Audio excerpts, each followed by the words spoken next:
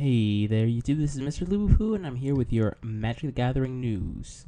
So today, and rather over the weekend again, was PAX, and there's a lot of things that went on, and we have also officially started Spoiler Week. So we're going to go ahead and start right off with what the second set is called, Fate Reforged. So we have, quite simply, it seems as though Sarkhan is having his Fate Reforged. Now we know from the trailer, which you haven't seen, there'll be a link down below in the description, that Sarkhan's dealing with issues right now. Kind of has Nicol Bolas talking to him and Ugin talking to him, and there's this sort of shenanigans going on, and I'm very excited to see where it goes. So Fate Reforged, newest set. And now onto the cards that everyone's excited. So we have the other Planeswalker, as far as we're aware, there might be just two. SORIN, Solemn Visitor. So we already have a new SORIN coming back out. 2 colorless, white, black for 4 loyalty. For +1, until next turn, creatures you control get +1/+0 and gain lifelink. Now this is key because it's until your next turn, so also during your opponent's turn. Now it's not quite as strong as, say, an emblem that gave your creatures +1/+0, but it'll do.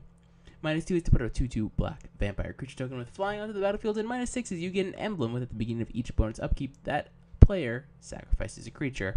Now, I'm not sure what to think. I mean, this feels almost the same to me personally as other SORIN. Yes, I know other SORIN would +1 to give you a 1/1 death touchy guy and would minus to give you the emblem, but it functionally feels very much the same to me. Kind of disappointed, to be completely honest, at this design.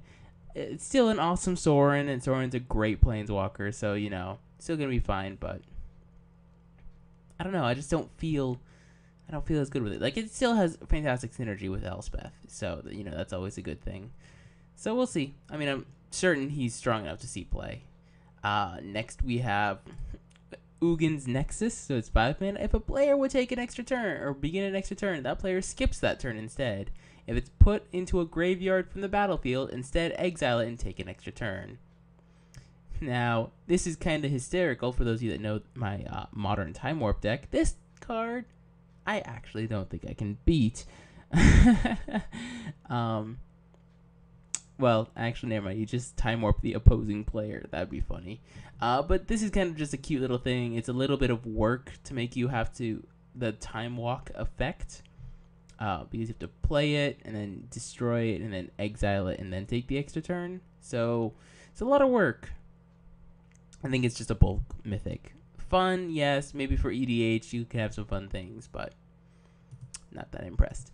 Now we have Bitter Revelation. So it's 4 mana to look at the top 4 cards of your library. Put 2 into your hand and the rest into your graveyard. You lose 2 life. So this is the a la Sign in Blood effect, where it's you net 2 cards, you lose 2 life. But in this case, it makes the mana cost slightly different. It's increased, but less black dependent to make you look a little bit deeper. Unfortunately, having it cost 4 kind of limits its standard implications, I think. This will still be fine in limited, so don't worry about that. But I think it's not going to be as good here as it is in standard, or it's not going to be as good in standard as even Sign in Blood is right now. Now we have Howl of the Horde. Ow! Whenever you cast the next instant or sorcery spell this turn, copy that spell. You may choose new targets for the copy, and raid, you get to copy it an additional time. Now, I personally have never been a fan of fork effects. That's just me personally. I think they can be a lot of fun. Remember, this is the next instant or sorcery you cast, so it's not like, you know, you get to copy an opponent's spell or anything like that. This is a sorcery too, where you could do some pretty interesting things. This feels like an EDH sort of card. It's not going to see standard play at all. Next we have Seesty, Blood Tyrant. So colorless, black, green, blue. So it's a 4 mana 3/3, which body-wise already efficient. When it enters the battlefield or attacks, you mill 3 cards. But whenever one or more of your creature cards is put into a graveyard from your library, you put a 2/2. So it's Bridge from Below, basically, on a 3/3. It's also a Naga Shaman. So we have some fun creature types.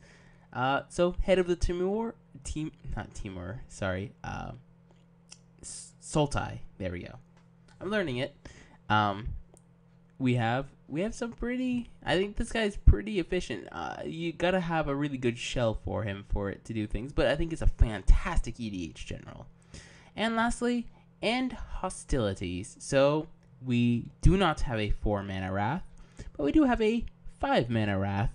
So now we have to see whether or not that's going to be standard playable. I would not be surprised if it is. It does destroy bestow creatures, which is something important to keep in mind. I think that's why they phrased it this way. It also deals with equipment, but there haven't been any insane equipment of late. So this is basically, you pay an extra mana to be able to kill bestow. So Boon Satyr, and that sort of thing from Theros blocks is going to be a thing. So this is probably going to be the Wrath of choice for people in white. So that's going to be it for today. I hope you guys enjoyed the spoilers. Let me know what you guys think in the comments down below, and I'll see you guys next time.